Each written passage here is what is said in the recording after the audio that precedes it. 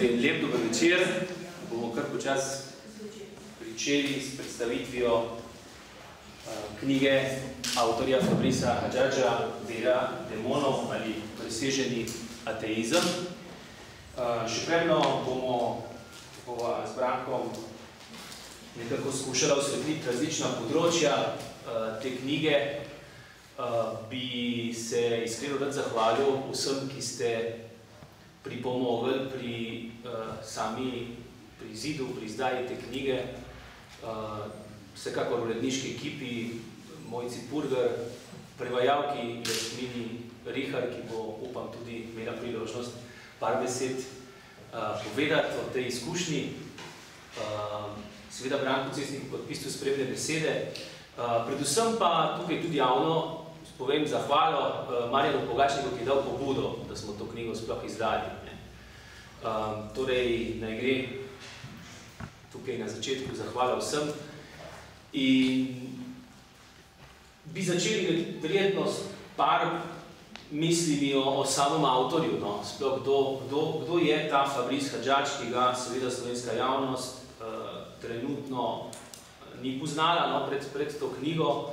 Gre za relativno mladega, smo še mladi v tej generaciji, Fabris Hadžadž, francoski filozof, dramaturg in esejist, ki se je rodil leta 1971, staršem skrajno levičarskih nazorov, odrasel je v ateističnem duhu, izdaja vsekakor nek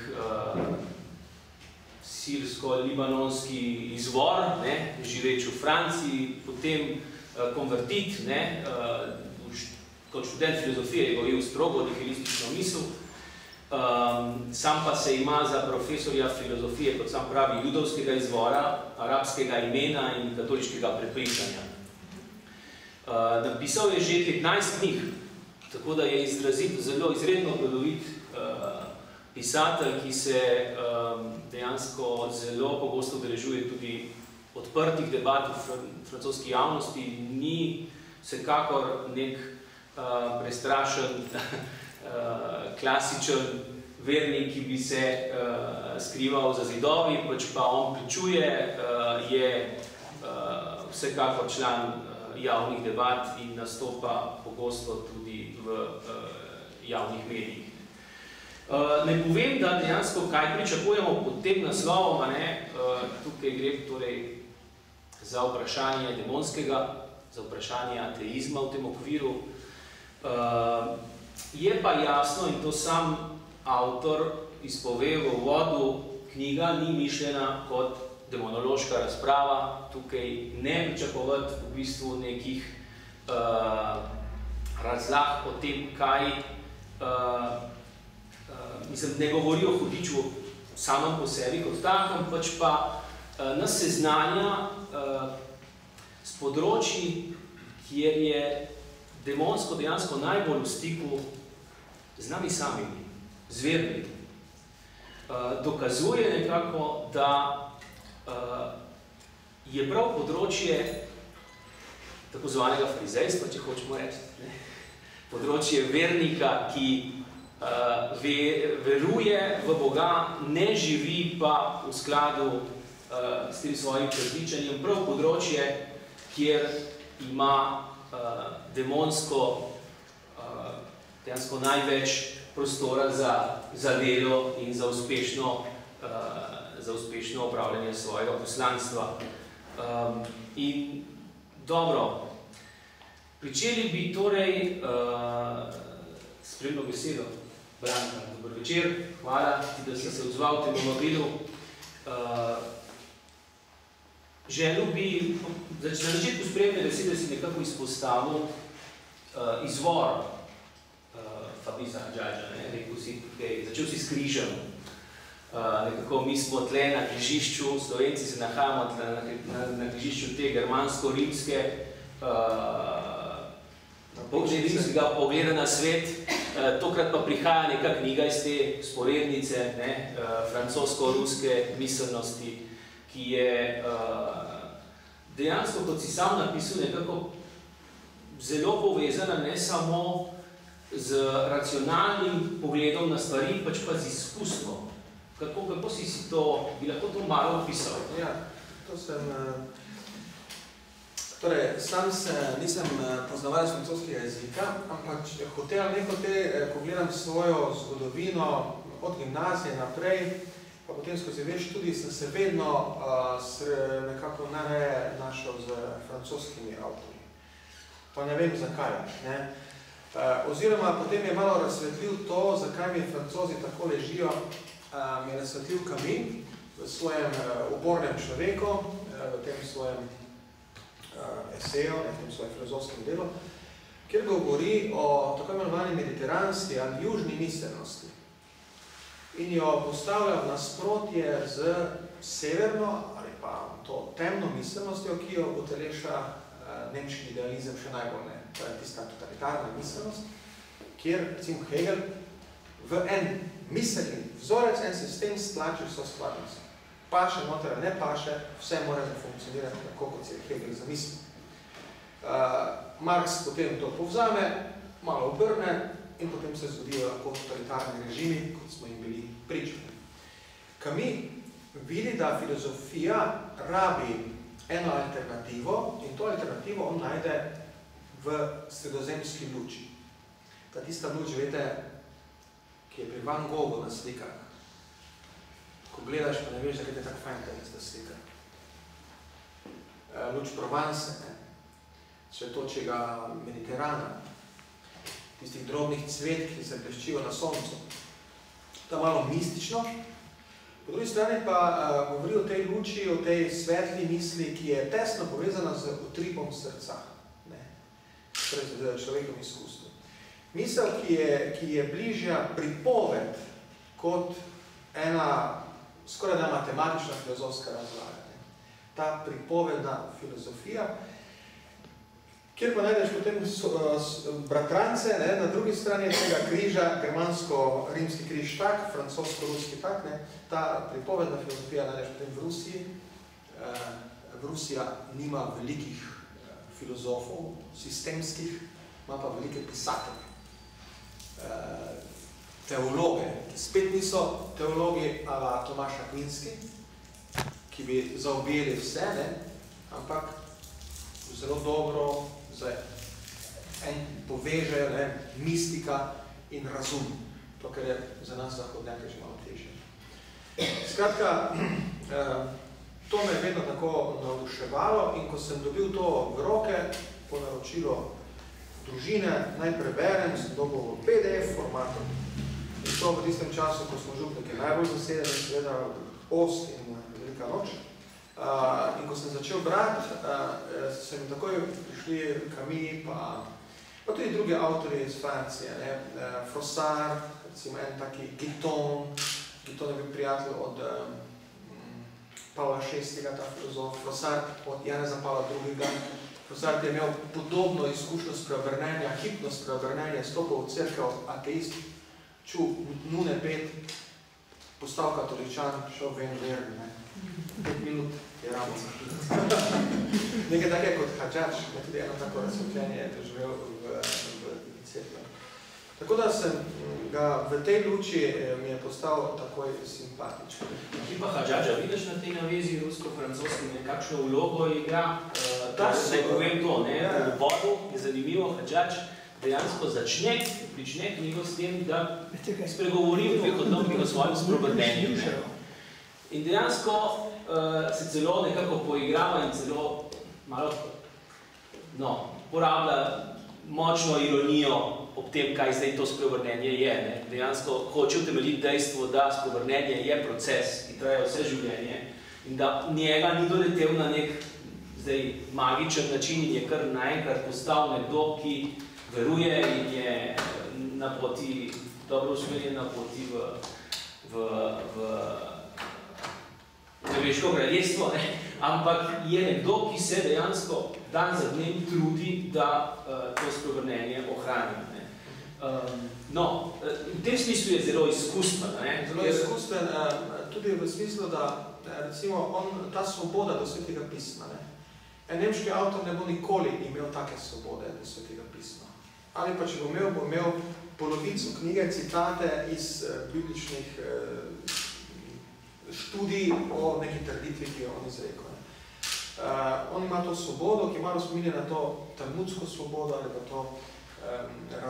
to rabinsko razlaganje Svetega pisma, kjer ti greš na globoko, ni nujno vedno ta zgodovinsko kritična metoda, tista prva metoda, ne, ampak iz konteksta, iz besed, iz malo več svobode, z intuicijo, tudi z intuicijo, ne, poskušaš priti v ozadje enega svetopisemskega stavka. Ne.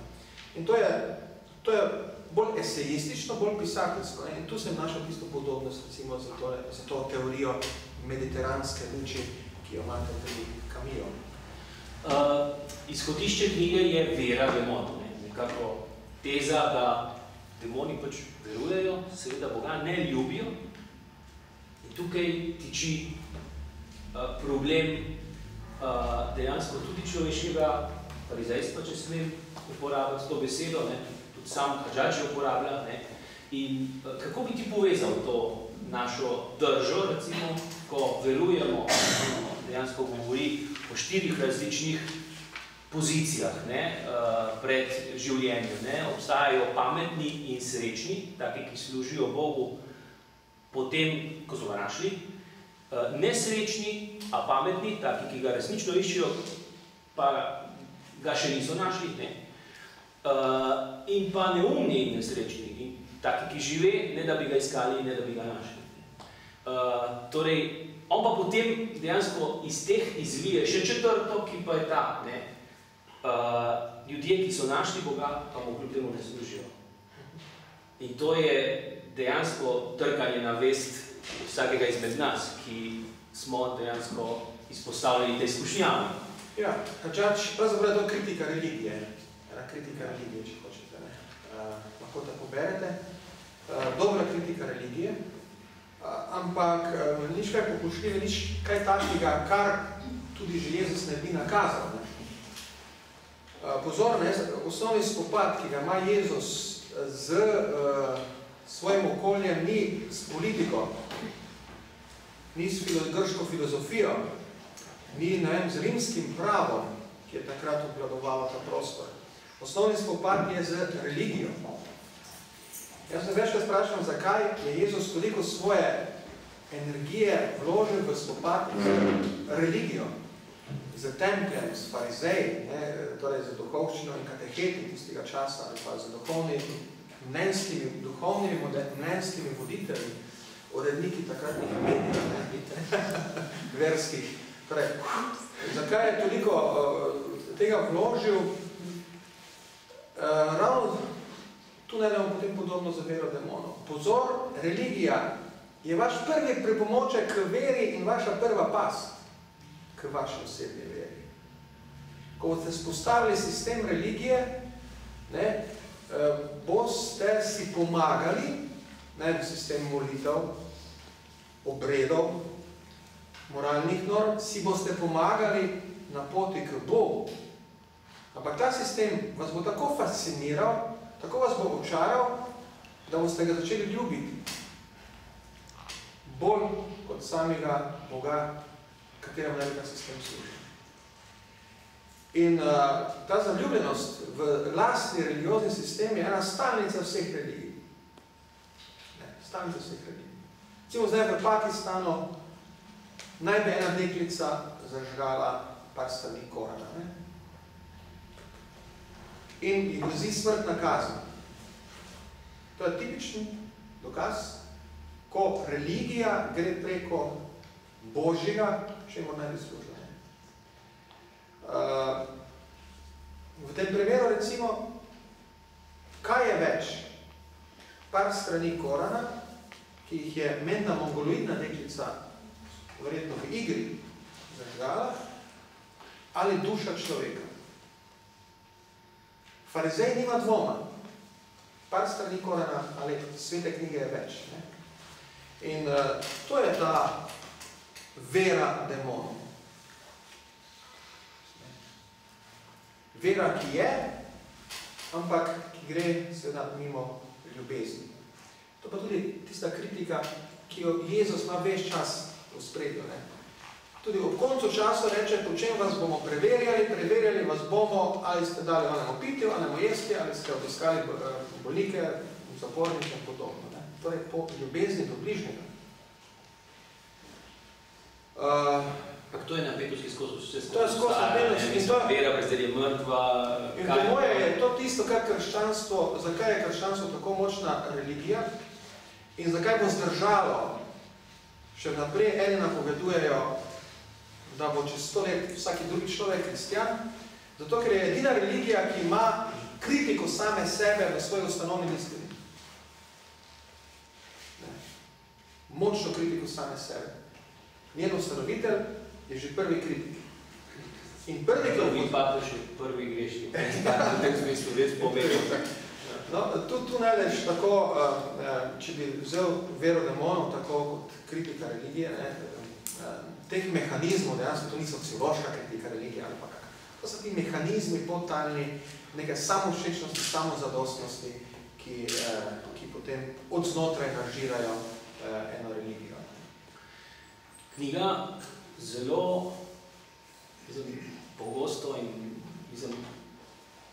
se ustavlja ob dejstvu naše telesnosti in zavrača pač ta spiritualizem, češ duh, dober, telo, slabo. Ne? Predvsem pa to ugotavlja, da dejansko zli duh je to pač duh. Ne? In da mi smo dejansko ljudje po naši naravi to dvojnost telesa in duše ne sprejemamo vedno kot neko nepogrešljivo celoto v zgodovini odrešenja. Sicer vse te ponavljamo, češ te formulacije v tem smislu, da pač Jezus nas je odrešil na križu, ampak on se je dejansko udelesil in brez telesa ne bi bilo samega odrešenja. No, in slučajno odprem, bom malo reklame za www.druzina.si, če jih preberem, vidim papeževo. Papež svari pred intelektualizacijo teologije. Tam so se zbrali kolegi filozofi in dejansko pravi, da kadar prebira, mislim, da ima občutek in opozarja, kako je vera vse bolj potisnjena v mrak, teologija pa postane nekakšna igra uma. Kadar prebira akademska besedila, je dejal sveti oče, se mu zdi, da je vse le še svet intelekta, ki pa ne prežema in ne oblikuje našega življenja in nas tako tudi ne vodi po poti resnice. Resnico moramo ponovno odkriti kot nekaj, kar dejansko je. To govori velik racionalist, vera in razum, papež German, pa vendar nas opozarja na to, da kot sam Hadžač piše, Satan je največji biblicist, teolog, profesor, pedagog, genij skušnjav, ki so postavljene cerkvi. Kako iz te pasti, iz te nevarnosti, da bi zašli potem v neko intelektualizacijo lastne vere? Seveda, potem se vse vrača blago gotovo in k delu za druge in tako naprej. Ampak on pa gre še naprej, Hadžač, in opozarja na to, da dejansko evangelij ponuja 3 zapeljive parodije harmonij cerkve. Ljubezni do ubogih, izročitve Božje previdnosti in oznanjevanje evangelija narodov. Te 3 dimenzije so nekako samo po sebi skušnjave. Če hočeš, in to povezuje nekako z izhodiščno idejo o skušnjavah v puščavi, mislim, ko hudič skuša Jezusa v puščavi in seveda zelo zanimivo pač povezuje skušnjave in prošnje v očenašu. Ob tem pa opozarja na to, kako tudi mi kot cerkev včasih želimo nekako spremeniti kamne v kruh in se gremo humanitarizem, pri katerem so dejanja ločene od molitve. Ljubezen do ubogih pa se omeji nekako na gmotne, morda tehnološke probleme. Pri skušnjavi, da se vrne z roba templja ali zaupanja v Boga, smo nekako pri pietizmu, da je molitev ločena dejansko od dejanja. Izročitev Božje previdnosti pa je nekako ponižana v neko neodgovorno pasivnost. Skušnjava, da bi imeli vsa kraljestva sveta, to nam pogosto češ očitajo neko zgodovinsko zgodovinski status, katerega se držimo skozi desetletja, v znamenju, v upanju, da bomo s tem res nekako nekaj naredili, je pa nekako bolj pretanjena, pravi Hadžadž. Gre za oznanjevanje aktivizem, pri katerem se pri širjenju evangelija opiramo na sredstva tega sveta. In bomo bolj prišli na to, bi tudi mediji kaj spodborali. Ampak, torej, kako preiti to skušnjavo, da intelektualiziramo svojo vero in jo potem enostavno predelamo v te tri možne? Ja, no, Hadžadž pravi, da idealna religija za hudiča je duhovna religija. Čim bolj duhovna, čim bolj spiritualna, boljše je. In čim bolj elitistična. Skušnjava množične religije je in prenoviteljskih sil v množični religiji, tudi na slovenskem zdaj recimo, je, da rečemo, ma kaj smo s to množico ukvarjali, ki nam živce žere, ki je zdaj tak, zdaj drugač, gremo se reči malih skupin. Gremo se, tako rekoč, elit. To je skušnjava, ker dejansko potem pravi Hadžadž, to nekako nakazuje, takrat je hudič nekako zmagal. Ker smo se odrekli svoje zgodovinskosti in svoje materialnosti. Pred hudičem imamo veliko prednost in to je naša zgodovina in materija. On tega nima. On nima denarnice, recimo. To je naša skušnjava, naša meja, da imamo denarnico v žepu. Ampak to je naša danost. In mi bomo njega premagali ne tako, da bomo denarnico stran vrgli, pa bomo rekli, da pa smo čisti, neobremenjeni in brez materialnih skušnjav, ampak tako, da bomo denar pravično uporabili. In pravi, Hadžadž, zmaga nad hudičem vstaja iz materije.